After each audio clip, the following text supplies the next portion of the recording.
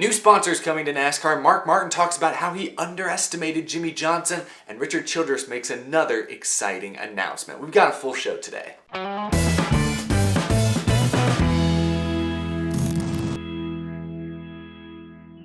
How's it going, y'all? My name is Eric and welcome to Out of the Groove. And yeah, like I said, we have a very full show today. Let's go ahead and start this episode just right off the bat. Let's talk about some new sponsorship announcements. Usually I don't dedicate a whole segment of this show just to talking about when a sponsor signs with the team or if they extend or something. But we had three pretty big announcements yesterday that I want to go and hit on really fast, starting with William Byron and Liberty University. Liberty University signed a 2-year extension with Hendrick Motorsports and Byron, so they're going to continue to be on his car for a good number of races each of the next 2 seasons. Also, a new sponsor coming to NASCAR and Hendrick Motorsports as well. Cincinnati Inc signed a whopping 10-year deal with Hendrick Motorsports. They're going to be on Alex Bowman's car for 1 race this year, and then for 2 races next year, and I don't know how many after that, but they're going to continue to be a partner with that team, with that organization. This is big news, though, for Alex Bowman, because remember, with Nationwide announcing that they're leaving after this season, Bowman has a lot of races he needs to fill for next year. So here's two races that Cincinnati Incorporated are going to be on. Pretty cool looking paint scheme too. So there you go, new sponsor for the 88 red. Going to be a fun look on that 88 next year. He's still got plenty of open races next year he's going to need to fill, but this is progress. And then the last big announcement yesterday, probably the one that caught everyone the most by surprise, Jack Daniels is back. And they're back with Richard Childress Racing on the 3 car this time. The black number 3 is back, and it has Jack on the front. Look at this thing. Yeah, the Jack Daniels cars from, the 2007, 2008 era. Clint Boyer back in the 07. Remember those? Those were some iconic looking paint schemes, and it's cool to see him come back, sort of. So Jack Daniels hasn't sponsored a race team in NASCAR for about a decade, but they're back. So good to see NASCAR reattracting old familiar faces back to their race teams, back on the cars again. This is gonna be fun to see. This is gonna be cool. I believe they're running this paint scheme at the Roval in just a couple weeks, so gonna be exciting to see. But yeah, Jack Daniels back. Those are all your sponsorship updates. Good news, I guess. Good to see more money going towards the race teams. Now, before I get into the other topics in this video, just a random thing I saw yesterday. I saw a clip Eric Almirola posted of him helping bowl a 140-mile-an-hour strike. Yeah, so he's got a sponsor, Go Bowling. Here's the clip right here. Eric Almirola teamed up with professional bowler Jason Belmonte to bowl a 140-mile strike at the Charlotte Motor Speedway. And you can see right here, those pins just exploded.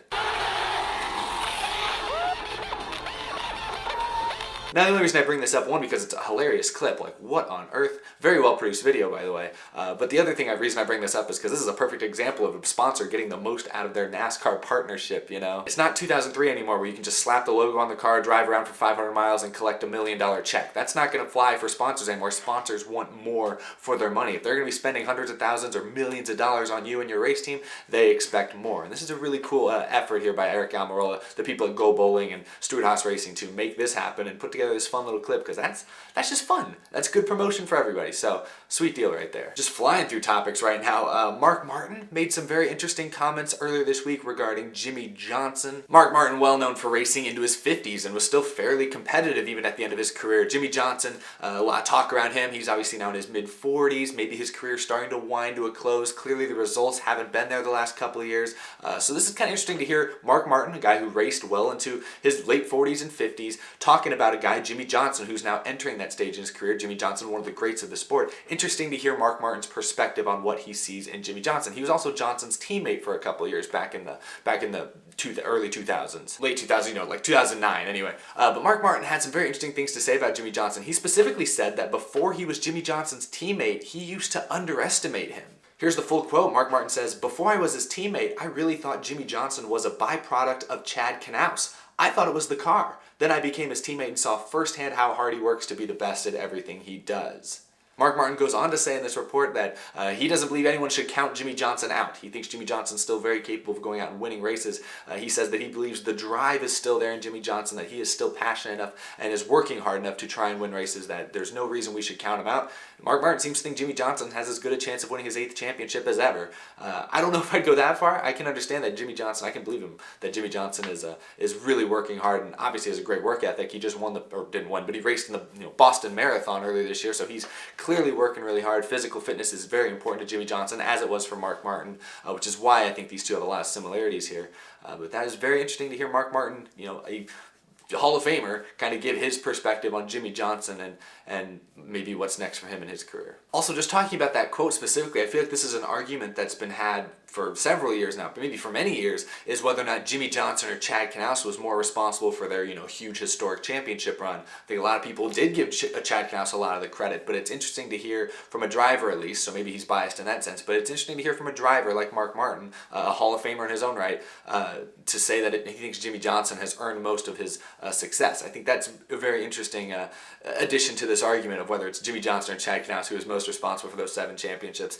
Obviously, I think they go hand in hand. I don't think either one of those guys wins as much as they did if they didn't team up with each other the way they did. So it's an interesting argument to have, but I like Mark Martin here adding some fuel to that one. Obviously, this year is now the first year with Jimmie Johnson and Chad Knaus not working together, and neither of them have had that much success this year. Neither of them have won any races. Chad Knaus is working with William Byron, and credit to them, William Byron has taken a pretty impressive step forward this year in his career. I think some of that is probably due to Chad Knaus. But then Jimmie Johnson, he didn't make the playoffs this year, but he's also been working with 2 inexperienced crew chiefs throughout this season. So kind of interesting. Neither one of them seems to be having a great season without each other right now, but neither of them worked. They didn't work that well last year when they were still working together. So I think it's just this point in their career, things have changed so much. It's hard to compare this year Jimmie Johnson, Chad Knaus to prime Jimmie Johnson, Chad Knaus, 2008. Interesting argument though. People continue to debate whether or not Shaq or Kobe was more important to the Lakers championship seasons. People are going to continue to debate whether or not Chad Knaus or Jimmie Johnson was more important to the 48's championship seasons. But it's interesting to hear Mark Martin's perspective. Anyway, last thing I want to talk about, and this is cool, which is why I wanted to save it for the end. Richard Childress, he's made some big announcements in the last week, obviously with silly season stuff. Daniel Hemrick's gone, probably going to be Tyler Reddick in that 8 car. But Richard Childress made another big announcement, not really relating to his driver lineup per se, but he made another big announcement earlier this week regarding the Talladega race in just a few weeks. So Richard Childress revealed that he will be driving the pace car for that Talladega race in just a few weeks.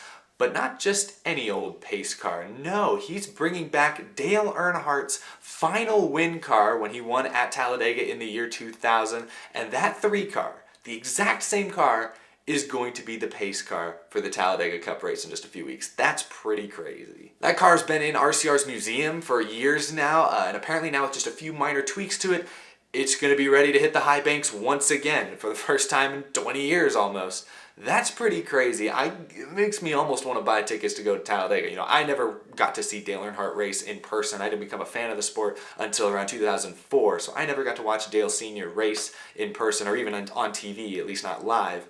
So to see that 3 car, the exact same 3 car that won his 76th race in 2000, hit the track again, especially Talladega, which is a NASCAR.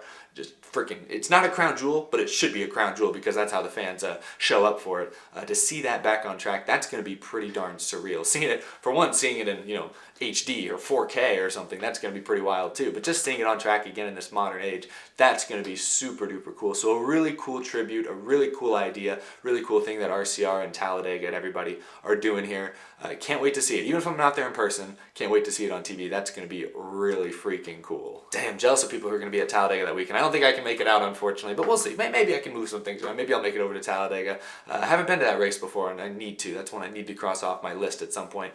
This might be a good year to do it if I can find the time. Speaking of races that I'm going to be going to this year, I don't have anything set in stone yet, but there's a good chance I'm going to be at Homestead, Miami at the end of this year. Maybe for the championship weekend. That's the plan right now, but nothing's completely confirmed yet, but I will let you guys know once it is. Can't guarantee that I'm going to do like a meetup or anything scheduled, but I will be filming if I'm there, and if you guys see me once you're down in Miami, say hi.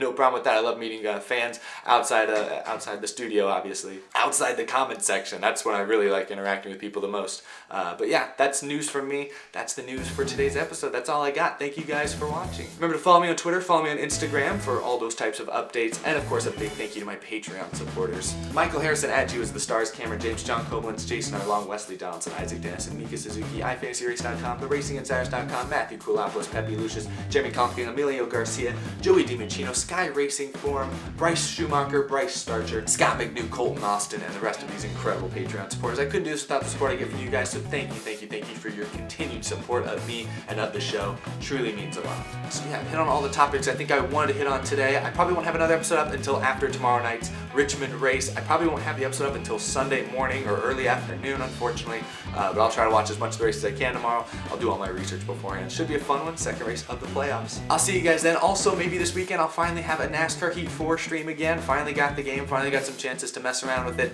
Pretty cool, pretty awesome, so hopefully we can stream that here in just a couple days. So keep an eye out for that. Follow me on Twitter again to get live updates on when I'm going to be going live or how that's going to work. But looking forward to it. Can't wait to play with you guys. Have a fun one, everyone. See you guys again very, very soon.